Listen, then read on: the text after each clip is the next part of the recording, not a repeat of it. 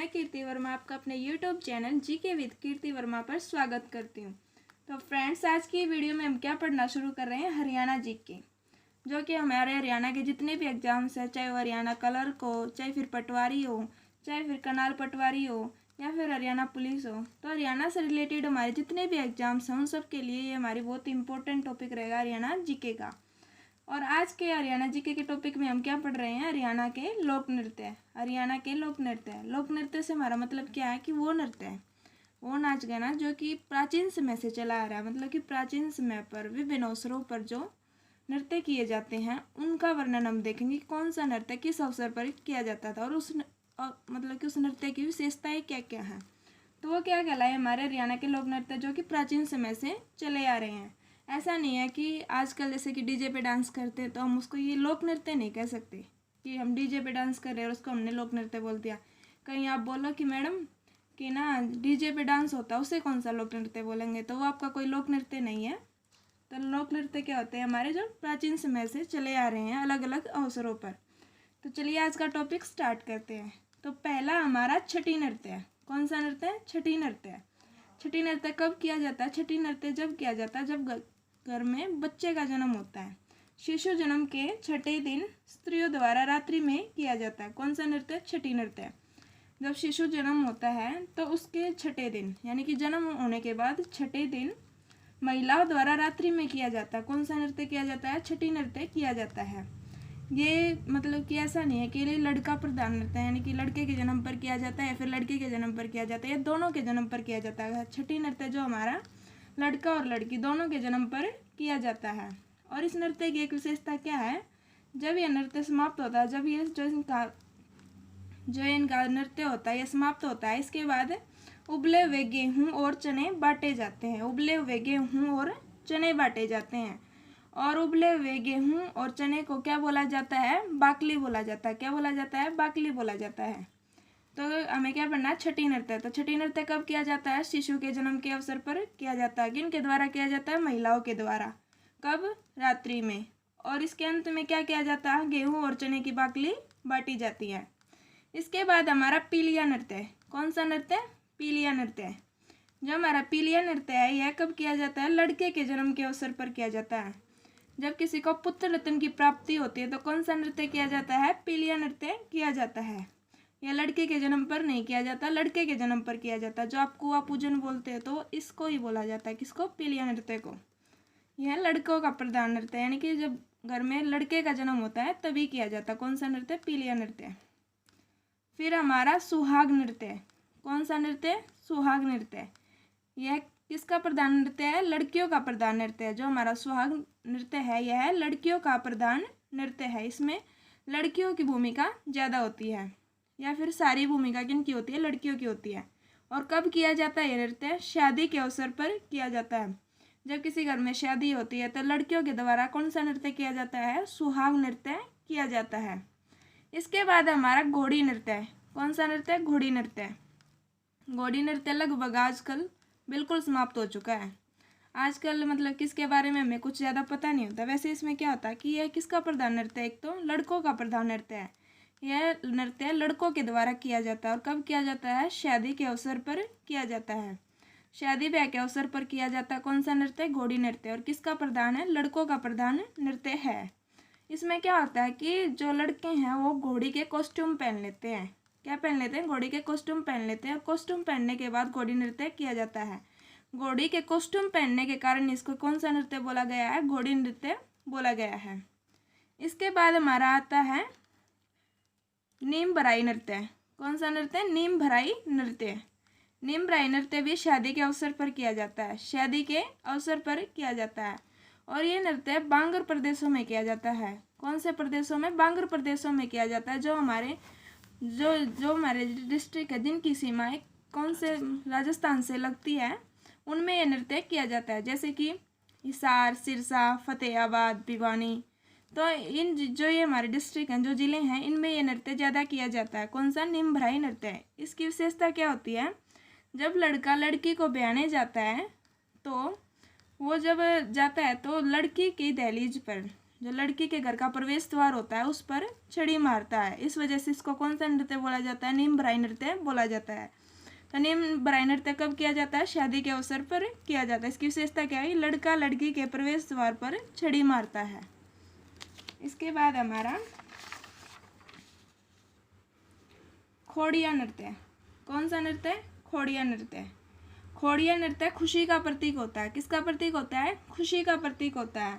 और यह नृत्य भी शादी के अवसर पर किया जाता है। कौन से अवसर पर किया जाता है? शादी विवाह के अवसर पर किया जाता है।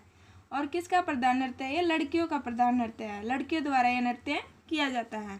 इसके बारे में क्या है कि जब घर के सभी पुरुष जितने भी लड़के होते हैं लड़की को ब्याहने के लिए चले जाते हैं तो जो घर में महिलाएं होती हैं वो इस नृत्य को करती हैं। तो कौन सा नृत्य है? हमारा खोड़िया नृत्य है। तो लड़कियों द्वारा किया जाता है और शादी के अवसर पर किया जाता है। फिर हमारा खेड़ा नृत्य। कौन सा नृत्य? खेड़ा नृत्य। देखिए खोड़िया और खेड़ा इन दोनों में आपको कंफ्यूज नहीं होना। खोड़िया नृत्य जो है ये आपका खुशी का प्रतीक होता है और जो खेड़ा नृत्य है वो दुख का प्रतीक होता है। किसका प्रतीक होता है? दुख का प्रतीक होता है। खेड़ा नृत्य कब किया जाता है? जब किसी बुजुर्ग की मृत्यु हो जाती है, यानी कि घर में जो बड़े बूढ़े होते हैं जब उनकी मृत्यु हो जाती है तो कौन सा नृत्य किया जाता है? खेड़ा नृत्य किया जाता है। और ये नृत्य किन के द्वारा किया जाता है? महिलाओं के द्वारा किया जाता है। इस नृत्य के दौरान महिलाएं गीत गाती हैं। जब महिलाएं गीत गाती हैं तो कौन सा नृत्य है? हमारा खेड़ा नृत्य। कब किया जाता है? बुजुर्ग की मृत्यु पर। जो खोड़िया होता है वो खुशी का प्रतीक और जो खेड़ा वो दुख का प्रतीक होता है। तो अगर हम देखें जो हमारे शिशु जन्म से रिलेटेड जो नृत्य हैं वो कितने हैं? 2 नृत्य हैं हमारे। और जो हमारे विवाह शादियों से रिलेटेड हैं 4 नृत्य हमने पढ़े हैं। और खेड़ा नृत्य किससे रिलेटेड है? बुजुर्ग की मृत्यु से रिलेटेड है और दुख का प्रतीक है। कई बार क्वेश्चन आ जाता है कि दुख का प्रतीक कौन सा नृत्य माना जाता है? तो कौन सा नृत्य माना जाता है? खेड़ा नृत्य माना जाता है दुख का प्रतीक। इसके बाद हमारा फाग नृत्य। कौन सा नृत्य? फाग नृत्य। फाग नृत्य फाल्गुन मास में किया जाता है। कौन से मास में? फाल्गुन मास में। यह नृत्य महिलाओं का प्रधान नृत्य होता है। जो हमारा फाग नृत्य है यह महिलाओं का प्रधान नृत्य होता है और होली से 2 सप्ताह पहले किया जाता है। जो ये हमारा नृत्य है यह होली से 2 सप्ताह पहले किया जाता है। वैसे HSSC में इसको माना जाता है कि ये पूरे फाल्गुन मास चलता है। कौन सा नृत्य? हमारा फाग नृत्य। वैसे क्या है कि ये महिलाओं का प्रधान नृत्य है और होली से 2 सप्ताह पहले किया जाता है। इसके बाद हमारा लूर नृत्य। कौन सा नृत्य है? लूर। इसका नाम लूर लड़कियों के कारण ही पड़ा है। किसके कारण पड़ा है? लड़कियों के कारण इस नृत्य का नाम क्या पड़ा है? लूर नृत्य। यह प्रदेश के बांगर क्षेत्र में किया जाता है। कौन से क्षेत्र में किया जाता है? प्रदेश के बांगर क्षेत्र में, यानी कि जो हमारे जिले हैं जिनकी सीमाएं राजस्थान से लगती है उन क्षेत्रों में कौन सा नृत्य किया जाता है? लूर नृत्य किया जाता है। जैसे कि हिसार, फतेहाबाद, सिरसा, भिवानी, रेवाड़ी, महेंद्रगढ़ इन सब जिलों में कौन सा नृत्य किया जाता है? लूर नृत्य किया जाता है। यहाँ पे ये फेमस है और यह लड़कियों का प्रधान नृत्य माना गया है। लड़कियों का प्रधान नृत्य माना गया कौन सा? लूर नृत्य। और इसको प्रश्नोत्तर नृत्य भी बोला जाता है। ये बहुत ही आपका इम्पोर्टेंट पॉइंट रहेगा कि प्रश्नोत्तर नृत्य कौन सा माना गया है? लूर नृत्य माना गया है। इसमें प्रश्न और उत्तर किए जाते हैं। इसके बाद है होली के अवसर व वसंत ऋतु के आगमन पर किया जाता है। जो ये हमारा लूर नृत्य है कब किया जाता है? होली के अवसर पर व वसंत ऋतु का आगमन पर। क्योंकि होली किस माह में आती है? फाल्गुन मास में आती है और उसमें कौन सी ऋतु शुरू हो जाती है? वसंत ऋतु। फसल पकने लग जाती है तो उस समय कौन सा नृत्य किया जाता है? हमारा लूर नृत्य किया जाता है। फाग नृत्य और लूर नृत्य दोनों 21 माह में किए जाते हैं, फाल्गुन मास में किए जाते हैं। इसके बाद हमारा आता है तीज नृत्य। कौन सा नृत्य? तीज नृत्य। नाम से ही पता चल रहा है कि तीज के त्यौहार से संबंधित है। तीज नृत्य किससे संबंधित है? तीज के त्यौहार से संबंधित है। और तीज का त्यौहार कब आता है? श्रावण मास में आता है, फिर सावन के महीने में आता है। कौन सा त्यौहार आता है हमारा? सावन के महीने में तीज का त्यौहार आता है। तो तीज के त्यौहार पर कौन सा नृत्य किया जाता है? तीज नृत्य किया जाता है। इस अवसर पर शादीशुदा लड़कियों को कोथली व सिंधारा दिया जाता है। जिन लड़कियों की शादी हो जाती है उनको कौन सा गिफ्ट किया जाता है? कोथली और सिंधारा। जो लड़की के मायके वाले होते हैं वो देते हैं कोथली, और जिन लड़कियों की नई नई शादी होती है और पहली तीज आती है तो वो अपना मतलब कि जो सावन का पूरा महीना अपने मायके में बिताती हैं, और जो उसके ससुराल वाले होते हैं वो क्या देते हैं, सिंधारा देते हैं। क्या देते हैं, सिंधारा। तो कोथली मायके वाले देते हैं और सिंधारा ससुराल वाले देते हैं। इसके बाद हमारा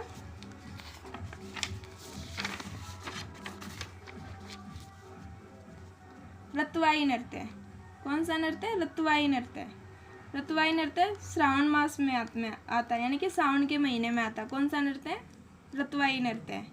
यह सामूहिक नृत्य है, यानी कि स्त्री और पुरुष दोनों इसमें भाग लेते हैं। महिला और पुरुष दोनों इसमें भाग लेते हैं। कौन से नृत्य में, रतुवाई नृत्य में। और कौन से महीने में आता है, सावन माह में आता है। कौन सा नृत्य हमारा, रतुवाई नृत्य। और यह है कहाँ का फेमस है, मतलब कि कौन से जिले में अधिक किया जाता है, कौन से जिले का प्रसिद्ध नृत्य है ये हमारा रतुवाई नृत्य। ये है मेवात व गुरुग्राम में प्रसिद्ध है। कहाँ पे प्रसिद्ध है, मेवात व गुरुग्राम में प्रसिद्ध है। कौन सा नृत्य, रतुवाई नृत्य। कब आता है, सावन माह में, और सामूहिक नृत्य है और मेवात व गुरुग्राम में प्रसिद्ध है। कौन सा नृत्य, रतुवाई नृत्य। इसके बाद आता है हमारा छड़ी नृत्य। छड़ी नृत्य को हम गुगा नृत्य भी बोल सकते हैं। छड़ी नृत्य या फिर गुगा नृत्य दोनों एक ही बात है। तो ये कब आता है, भादव माह में आता है, यानी कि जो भादवे का महीना होता है उसमें कौन सा नृत्य आता है हमारा, गुगा नृत्य या फिर छड़ी नृत्य। और यह पुरुष प्रधान नृत्य है, यानी कि ये नृत्य हमारा छड़ी नृत्य या फिर गुगा नृत्य किन के द्वारा किया जाता है, पुरुषों के द्वारा किया जाता है। और किस दिन किया जाता है, गोगा नवमी के अवसर पर। किस दिन, गोगा नवमी के अवसर पर कौन सा नृत्य किया जाता है, छड़ी नृत्य। इसमें क्या होता है, एक छड़ी होती है, उसके ऊपर रंग बिरंगी चादरें या फिर चुन्नियाँ बांध दी जाती हैं। और एक व्यक्ति इसमें क्या होता है, अपने आप को बेल से पीटता है, जंजीरों से पीटता रहता है, और डफ मंजीरे बजाए जाते हैं और नाच, मतलब कि यह नृत्य किया जाता है। कौन सा नृत्य, छड़ी नृत्य। और गोगा जी का पूरा, मतलब कि जो इनका पूरा नाम क्या था, जहारवीर गोगा जी महाराज। और इनको क्या बोला जाता है, सर्पों का देवता, यानी कि सांपों का देवता किसे माना गया है, गोगा जी को माना गया है। तो छड़ी नृत्य कब, कौन से महीने में आता है, भादव माह में आता है। पुरुष प्रधान नृत्य है और गोगा नवमी के अवसर पर किया जाता है। और गोगा क्या है, सर्पों के देवता माने गए हैं। इसके बाद हमारा गणगौर नृत्य है। कौन सा नृत्य, गणगौर नृत्य। जो आपका गणगौर नृत्य ये राजस्थान में ज़्यादा प्रसिद्ध है। गणगौर नृत्य कहाँ प्रसिद्ध है, राजस्थान में प्रसिद्ध है, इसलिए इसको बांगर प्रदेश का नृत्य कहा जाता है। जो हमारे हरियाणा के जो जिले हैं, जो प्रदेश जिनकी सीमाएं राजस्थान से लगती हैं, वहाँ पर यह नृत्य किया जाता है। और गणगौर नृत्य जो हमारा मुख्य रूप से कहाँ प्रचलित है, हिसार में प्रचलित है। कौन सा नृत्य, गणगौर नृत्य मुख्य रूप से कहाँ पर प्रचलित है, हिसार में। और इस नृत्य की विशेषता क्या है, इस नृत्य में क्या होता है कि शिव गौरी की पूजा की जाती है, यानी कि भगवान शिव और माता पार्वती की पूजा की जाती है। किस नृत्य में, गणगौर नृत्य में। तो गणगौर से हमें पता लग ही रहा है, इसकी ट्रिक तो बहुत ईजी है। जैसे गौर किसके लिए यूज होता है, गौरी माता, यानी कि पार्वती माता के लिए यूज हुआ। तो गणगौर नृत्य का संबंध किससे है, शिव गौरी से है। इसके बाद हमारा मंजीरा नृत्य। कौन सा नृत्य आएगा, मंजीरा नृत्य। जो मंजीरा नृत्य है यह मेवात में प्रसिद्ध है। कहाँ पे प्रसिद्ध है, मेवात में। तो मेवात में कौन कौन से दो नृत्य प्रसिद्ध हैं, एक तो मंजीरा नृत्य और एक रतुवाई नृत्य। ये दोनों कहाँ प्रसिद्ध हैं, मेवात में प्रसिद्ध हैं। तो मंजीरा नृत्य मेवात में बड़े बड़े नक्कारों मतलब कि ये वाद्य यंत्र है। कौन सा, नक्कारों, डफ और मंजीरों के साथ किया जाता है, यानी कि मंजीरों और डफ और नकारों को बजा बजा कर कौन सा नृत्य किया जाता है, मंजीरा नृत्य किया जाता है। और कहाँ पर प्रसिद्ध है, मेवात में प्रसिद्ध है। रतुवाई नृत्य भी कहाँ पर प्रसिद्ध है, मेवात और गुरुग्राम दोनों में प्रसिद्ध है। तो इसके बाद हमारा डफ नृत्य है। कौन सा नृत्य, डफ नृत्य। डफ एक वाद्य यंत्र है। इसको डफ नृत्य जो है हमारा, इसको हम डोल नृत्य भी बोल सकते हैं। क्या बोल सकते हैं, डोल नृत्य बोल सकते हैं। तो ये कैसा नृत्य है, श्रृंगार और वीर रस प्रधान नृत्य है। कैसा नृत्य है, श्रृंगार और वीर रस प्रधान नृत्य है। कौन सा नृत्य, डफ नृत्य है। हम हिंदी व्याकरण जब करते हैं तो हिंदी में हम रस पढ़ते हैं, श्रृंगार रस, वीर रस, रौद्र रस। तो ये जो हमारा डफ नृत्य है कौन सा रस प्रधान है, इसमें श्रृंगार और वीर रस प्रधान नृत्य है। कौन सा, डफ नृत्य है। और वसंत ऋतु के आगमन पर किया जाता है, यानी कि जब खेतों में फसल पक जाती है तो खुशी का प्रतीक होता है ये हमारा। खेतों में फसल पक जाती है और वसंत ऋतु का आगमन होता है तो कौन सा नृत्य किया जाता है, डफ नृत्य किया जाता है। पहली बार इस नृत्य को कब किया गया था, मतलब कि पहली बार 1969 में गणतंत्र दिवस के अवसर पर यह नृत्य पहली बार स्टेज पर परफॉर्म किया गया। यानी कि मंच पर इस नृत्य का प्रदर्शन पहली बार कब हुआ था? 1969 में। किस मौके पर? गणतंत्र दिवस के अवसर पर। कौन सा नृत्य का हुआ था? डफ नृत्य या फिर ढोल नृत्य। तो कैसा नृत्य है? श्रृंगार और वीर रस प्रधान नृत्य है। वसंत ऋतु के आगमन पर किया जाता है और पहली बार स्टेज पर इसको परफॉर्म कब किया गया? 1969 में। इसके बाद हमारा सांग नृत्य, यह बहुत ही फेमस है आपका सांग नृत्य। सांग नृत्य कैसा नृत्य होता है? वीर रस प्रधान नृत्य होता है। कैसा नृत्य है? वीर रस प्रधान नृत्य है और पुरुष प्रधान है, क्योंकि इसमें सारे रोल प्ले कौन करते हैं? पुरुष करते हैं। पुरुषों द्वारा यह नृत्य किया जाता है। इस नृत्य में क्या होता है कि 10 से 15 पुरुष इस नृत्य को प्ले करते हैं और यह बड़े बड़े तख्तों पर किया जाता है। बड़े बड़े तख्तों पर यह किया जाता है। कुछ पुरुष इसमें महिलाओं का रोल प्ले करते हैं और इनका जो विषय वस्तु होती है इस सांग नृत्य की, वो क्या होती है? ऐतिहासिक कथाएं, यानी कि जो पहले राजा महाराजा होते थे तो उनके जीवन की कथाओं पर आधारित होता है। कौन सा नृत्य? हमारा सांग नृत्य। तो कैसा नृत्य है? वीर रस प्रधान नृत्य होता है, पुरुष प्रधान और पुरुष प्रधान होता है, यानी कि पुरुषों के द्वारा इस नृत्य को किया जाता है। इसके बाद है प्रथम सांगी। ये आपका बहुत इंपॉर्टेंट पॉइंट रहेगा कि प्रथम सांगी कौन था? तो प्रथम सांगी थे किशनलाल भट्ट। कौन थे? किशनलाल भट्ट। और इनका संबंध कहाँ से है? उत्तर प्रदेश से। जो किशनलाल भट्ट है, इनका संबंध कहाँ से था? उत्तर प्रदेश से। तो प्रथम सांगी कौन थे? किशनलाल भट्ट। सांग नृत्य वीर रस प्रधान है और पुरुष प्रधान नृत्य है। इसके बाद हमारा रास नृत्य, इसको रासलीला भी बोल सकते हैं। कौन सा नृत्य? रास नृत्य। तो इसके बारे में तो हम सबको पता है। रासलीला किससे संबंधित है? भगवान श्री कृष्ण और गोपियों से संबंधित है। किससे संबंधित है? भगवान श्री कृष्ण से संबंधित है। और यह कहाँ का मुख्य नृत्य है? ब्रजभूमि यानी कि उत्तर प्रदेश का नृत्य है। कौन सा? हमारा रास नृत्य। इसका क्या होता है कि रास नृत्य और रसिया नृत्य ये दोनों एक नहीं है, ये दोनों अलग अलग है। इनका अलग होने का क्या महत्व है कि मतलब कि इनका डिफरेंस क्या है कि रास नृत्य जो हमारा है इसके 2 भाग हैं और रसिया नृत्य के कोई भाग नहीं है। जो रास नृत्य इसको 2 भागों में विभाजित किया गया है। रास नृत्य के 2 भागों में विभाजित किया गया। 2 प्रकार के होते हैं। कौन कौन से? तांडव नृत्य और लास्य नृत्य। तांडव नृत्य और लास्य नृत्य। जो आपका तांडव नृत्य है यह पुरुष प्रधान नृत्य है। जो आपका तांडव नृत्य है कैसा नृत्य है? पुरुष प्रधान नृत्य है। और जो आपका लास्य नृत्य है वो स्त्री प्रधान नृत्य, यानी कि जो तांडव नृत्य है वो पुरुषों द्वारा किया जाता है और जो आपका लास्य नृत्य है वो स्त्रियों द्वारा किया जाता है। तो रास नृत्य या रासलीला कहाँ का नृत्य है? उत्तर प्रदेश का नृत्य है, यानी कि ब्रजभूमि का नृत्य है। और किससे संबंधित है? भगवान श्री कृष्ण से संबंधित है। कितने प्रकार का है? 2 प्रकार का, तांडव नृत्य और लास्य नृत्य। तांडव नृत्य पुरुष प्रधान, लास्य नृत्य स्त्री प्रधान। इसके बाद हमारा रसिया नृत्य, रास नृत्य और रसिया नृत्य। तो अब हमारा रसिया नृत्य। रसिया नृत्य क्या है? ब्रज की कृष्ण लीलाओं से संबंधित है। यह भी भगवान श्री कृष्ण से संबंधित है। कौन सा नृत्य? रसिया नृत्य। दोनों का संबंध किससे? भगवान श्री कृष्ण से। और जो रसिया नृत्य मुख्य रूप से कौन सी जगहों पर किया जाता है? कौन कौन से हरियाणा के स्थान है जहाँ पर रसिया नृत्य मुख्य रूप से किया जाता है? पलवल, होडल, बल्लभगढ़ में किया जाता है। मतलब कि पलवल, होडल, बल्लभगढ़ में कौन सा नृत्य प्रसिद्ध है? रसिया नृत्य प्रसिद्ध है। दोनों का फर्क क्या है कि रास नृत्य जो है वो 2 भागों में बटा हुआ है, तांडव नृत्य और लास्य नृत्य। तांडव पुरुष प्रधान है, लास्य स्त्री प्रधान है और रसिया नृत्य के कोई प्रकार नहीं है। इसके बाद हमारा धमाल नृत्य जो कि बहुत ही फेमस है। ये हरियाणा का राजकीय नृत्य भी कह सकते हैं इसको हम। कौन से को? धमाल नृत्य। धमाल नृत्य कैसा है? पुरुष प्रधान नृत्य है। कैसा नृत्य है? पुरुष प्रधान नृत्य, यानी कि पुरुषों के द्वारा किया जाता है। कौन सा नृत्य? धमाल नृत्य है। और सबसे पुराना नृत्य है ये हमारा हरियाणा का सबसे पुराना नृत्य कौन सा है? धमाल। धमाल यानी कि खुशी का प्रतीक है। किसका प्रतीक है? धमाल। धमाल नाम से ही पता चल रहा है कि उत्साहजनक है।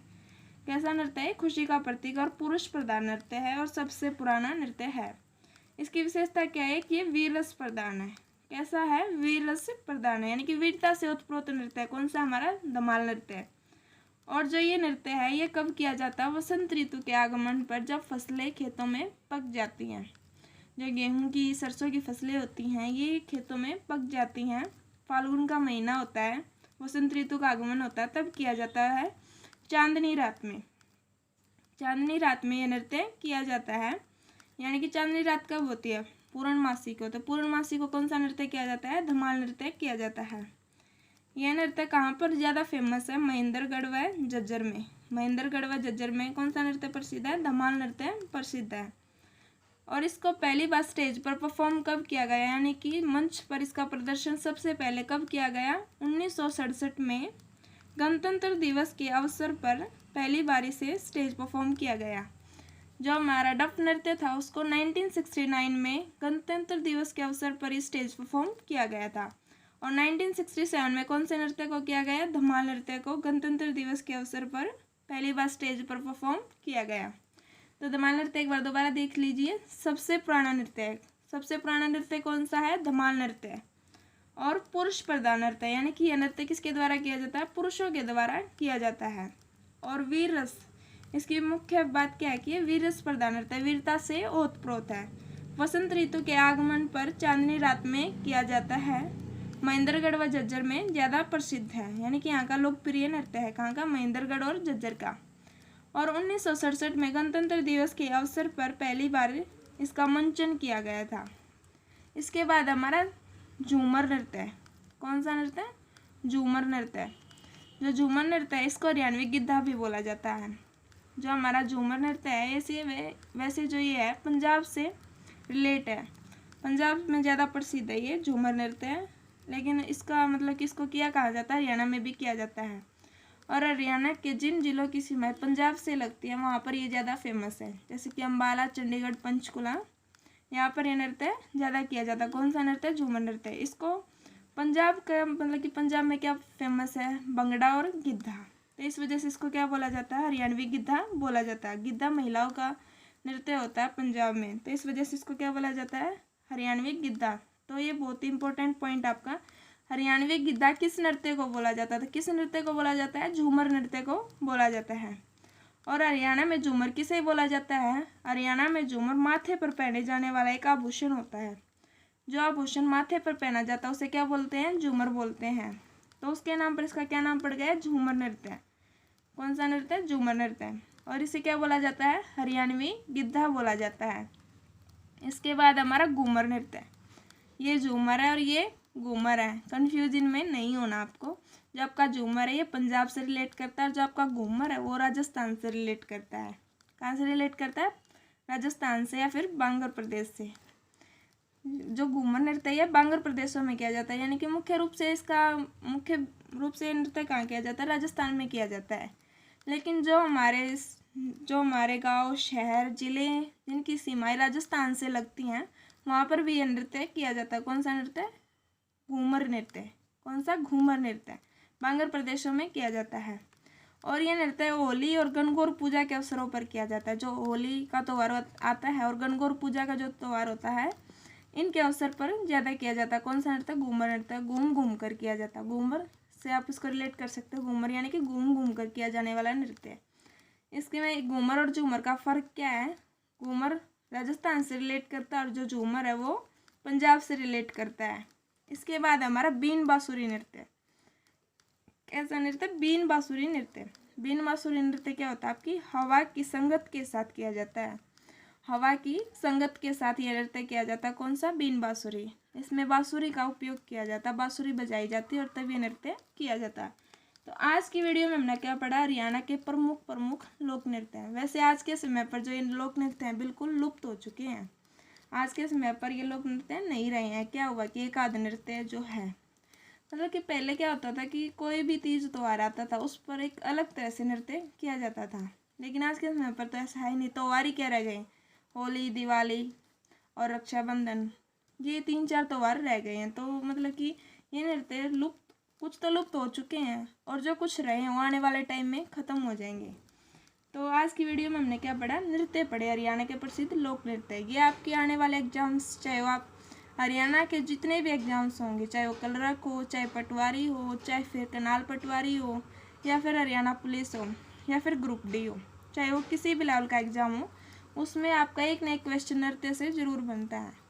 तो बच्चों, आपको वीडियो कैसी लगी मुझे कमेंट करके बताइएगा। वीडियो अच्छी लगी तो इसे लाइक कीजिएगा, शेयर कीजिएगा और मेरे चैनल को सब्सक्राइब कीजिएगा। Thank you.